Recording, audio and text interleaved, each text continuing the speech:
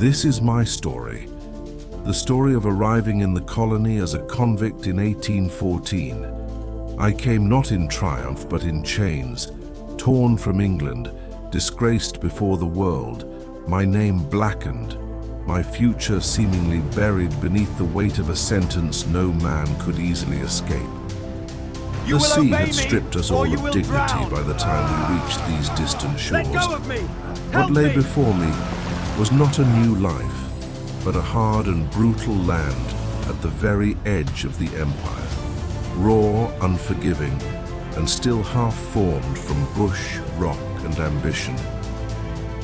Yet even here in exile, I saw something others did not. I saw a city not as it was, but as it might become. I can rebuild this town. Where others saw rough tracks, I saw grand avenues. Where others saw crude huts and scattered barracks, I saw order, proportion, permanence.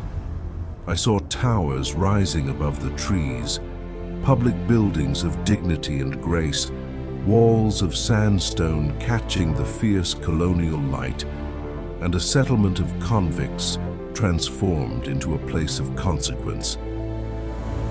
I was sent here as a prisoner, but I carried with me what no jailer could confiscate: an architect's eye, a draftsman's hand, and the stubborn belief that beauty and civilization could be built even in a penal colony. In the early years of the colony, Sydney was growing, but its temporary hospital was failing. Governor Lachlan Macquarie knew something more permanent was needed, but there was a problem.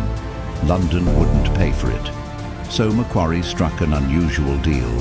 3 entrepreneurs would fund the construction of a new hospital in exchange for a monopoly on importing rum. Enter Francis Greenway, a convict, an architect, and soon, the colony's most important design mind. Greenway was asked to inspect the new hospital. His verdict was blunt. The building was structurally unsound. When I examined the rum hospital, I found grandeur on the surface and weakness beneath. Poor workmanship, bad proportions, careless construction. I spoke plainly and made enemies for it. I forced repair, strengthening and correction, and in doing so, helped save 2 wings that would survive generations and still stand in more than 200 years.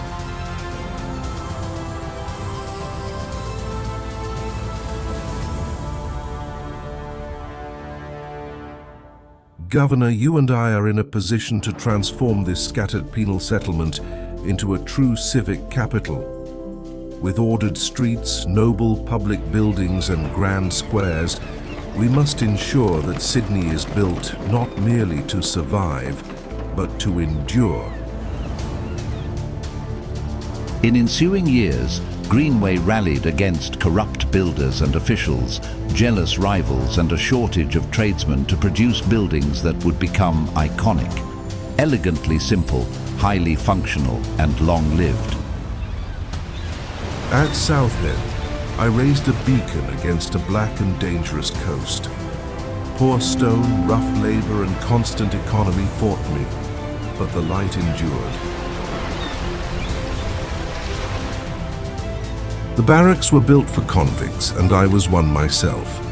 Yet punishment did not require ugliness. I gave Sydney discipline, order, and permanence in brick. Macquarie's obelisk marked the point from which the colony measured its roads. Small in scale, perhaps, but measurement was the first language of government. In a colony ruled by influence as much as law, I designed the court to embody authority, measured, solemn, and stronger than the men who disputed within. St. James emerged from compromise. First a court, then a church. Politics altered the purpose, but Greenway preserved dignity, proportion, and a sense of grace. Macquarie wanted Sydney to appear a capital, not merely a prison. I gave his stables the presence of a castle, but my critics called it extravagance. While Macquarie suffered severe criticism from his British overlords for what was seen as useless magnificence, these stables still stand 200 years later as Sydney's Conservatorium of Music and as a testament to Macquarie and Greenway's bravery in design and vision. The female factory was built by Macquarie for labour, confinement and control. Greenway faced corrupt interests, sabotage and constant interference, but he would not compromise the work to corruption and incompetence.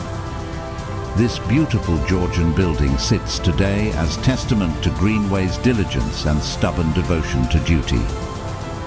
At Queen's Wharf, the commissariat store sustained the colony.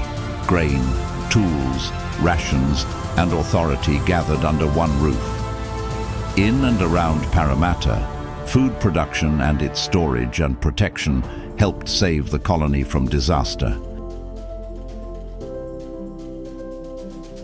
For Samuel Marsden, while we were never natural allies, I designed St John's Parsonage, calm, ordered and dignified, an early Parramatta residence that gave colonial authority a more civilized architectural face.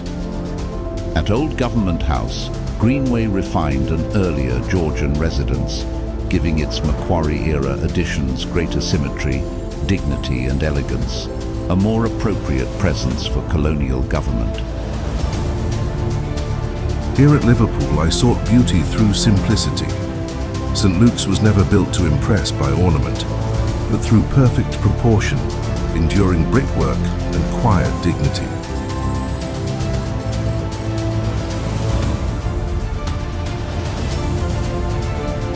Windsor gave Greenway the opportunity to build not merely for the present, but for generations to come.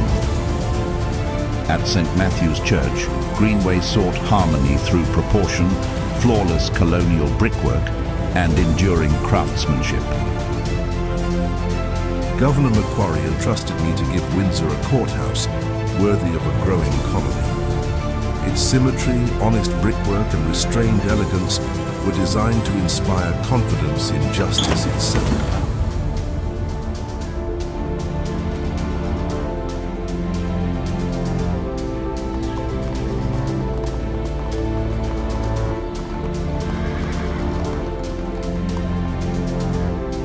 Commissioner Beag was sent from England to curb costs. He praised Greenway's buildings, yet condemned his methods. Greenway's office was abolished, and his sponsor, the visionary Lachlan Macquarie, departed the colony. Greenway's public commissions ended, and he was left to earn his living as a private architect. Though stripped of office, Greenway never surrendered his convictions. Through extensive letters to newspapers, he stoutly defended his designs as well as Macquarie's vision and support.